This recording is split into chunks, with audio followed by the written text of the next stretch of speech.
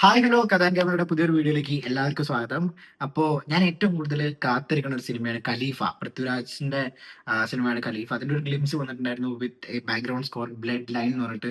ദൈവമേ, അത് കണ്ടപ്പോൾ തന്നെ ഈ പടം അടിപൊളിയാവും എന്നുള്ളൊരു ഇതിന്റെ ഫസ്റ്റ് പോസ്റ്റർ ഇറങ്ങിയ സമയത്ത് തന്നെ പൃഥ്വിരാജ് ഇങ്ങനെ വെച്ചിട്ടൊരു പോസ്റ്റർ ഉണ്ടായിരുന്നു. അന്ന് തന്നെ ഭയങ്കര ഇങ്ങനത്തെ ഒരു സിനിമ വന്നാൽ അടിപൊളിയാവും എന്ന് തോന്നിയിരുന്നു. പിന്നെ അത് കഴിഞ്ഞിട്ട് കുറച്ച് കാലത്തിന് അതിന്റെ ഒരു അപ്ഡേറ്റോ കാര്യങ്ങളോ ഒന്നും ഉണ്ടായിരുന്നില്ല.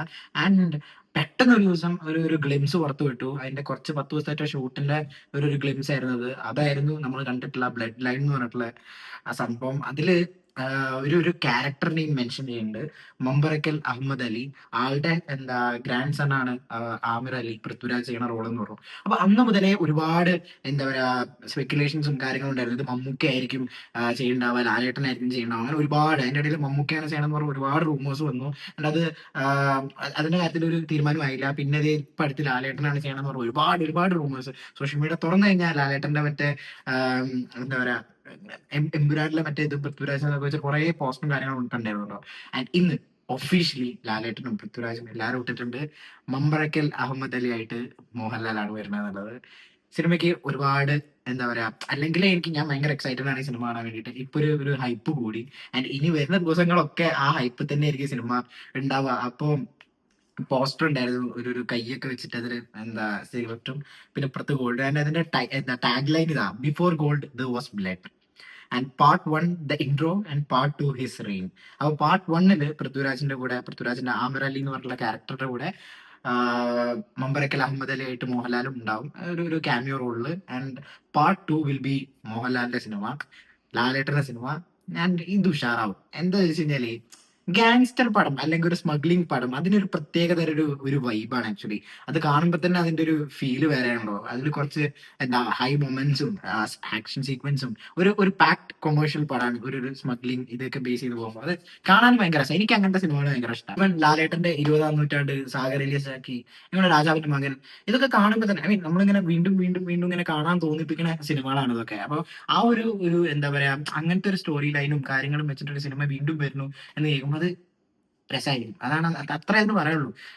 പിന്നെ എന്റെ മാത്രം ഒരു ഇതാണ്. കാരണം എന്താ വെച്ചാൽ ഇതിന് ഒരുപാട് മമ്മൂക്കയാണ് ചെയ്യണമെന്നൊക്കെ പറഞ്ഞിട്ടുണ്ടായിരുന്നു ഒരുപാട് റൂമേഴ്സ്. അപ്പൊ അന്ന് ഞാനിങ്ങനെ ആലോചിച്ചിരുന്നു മമ്മൂക്ക ചെയ്ത് കഴിഞ്ഞാൽ ഈക്വലി അടിപൊളി ആവും എന്നുള്ളത്. ആൻഡ് മമ്മൂക്ക വരണം എന്ന് ഞാൻ ആഗ്രഹിച്ചിട്ടുണ്ടായിരുന്നു. അൺഫോർച്ചുനേറ്റ്ലി അത് സംഭവിച്ചില്ല. എന്തായാലും ഇപ്പം ലാലേട്ടനാണ് വന്നിട്ടുള്ളത്. എന്നിട്ട് പറയാനുണ്ടോ, ലാലേട്ടൻ അടിപൊളിയായിട്ട് വേറെ ലെവലിലായിരിക്കും അത് കൊണ്ടുപോകുണ്ടാവുക. അത് 100% ഉറപ്പാണ്.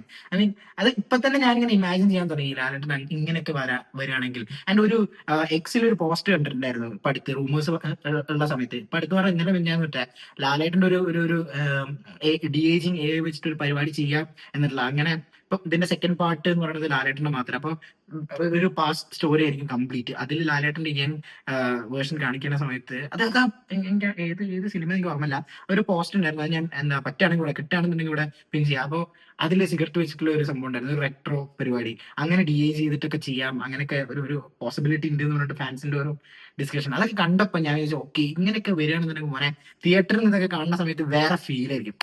ആൻഡ് ഈ പടം ഞാൻ പറഞ്ഞല്ലോ അത്രയും വെയിറ്റിംഗ് ആണ്. ഇതിപ്പോ ലാലേട്ടൻ വരുന്നതിന്റെ മുന്നേ ആണെങ്കിൽ പോലും ഞാൻ പൃഥ്വിരാജിനെ ഈ ഒരു റോളിൽ കാണാൻ ഒരുപാട് ആഗ്രഹിക്കണം. ആൻഡ് അതിന്റെ ഒരു മൊത്തത്തിലുള്ള എടുത്തു വെച്ചിട്ടുള്ള രീതി, ആ ഒരു 10-15 ദിവസത്തെ ഷൂട്ടിന്റെ ഒരു ഗ്ലിംസ് അവർ പുറത്ത് വിട്ടപ്പോൾ തന്നെ അതിന്റെ സ്റ്റാൻഡേർഡ് കിടിലൻ സ്റ്റഫ് വരുന്നത്. അപ്പൊ ഇത് കംപ്ലീറ്റ് ഒരു സാധനം പാക്കേജ് ആയി വരുന്ന സമയത്ത് എങ്ങനെ ഉണ്ടാവും എന്നുള്ളതാണ് കാത്തിരിക്കണം. എന്തായാലും നമ്മൾ കുറച്ചധികം സമയം കാത്തിരിക്കേണ്ടതുണ്ട്. കാരണം ഓണത്തിനാണ് സിനിമ റിലീസ് ചെയ്യാൻ പ്ലാൻ ചെയ്യണത്. ഓണം എന്ന് പറയുമ്പോൾ 20th ഓഗസ്റ്റ് ആണ് ഇവർ ടാർഗറ്റ് ചെയ്യുന്ന ഡേറ്റ്. ആൻഡ് ഐ ആം ഗെയിമും 20th ഓഗസ്റ്റിന് ടാർഗറ്റ് ചെയ്യുന്നുണ്ടെന്ന് കേൾക്കുന്നുണ്ട്. എനിക്കറിയില്ല.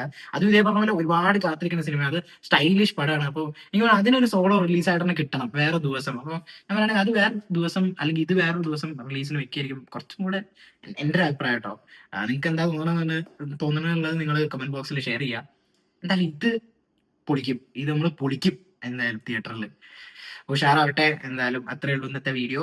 Thank you for watching me. By.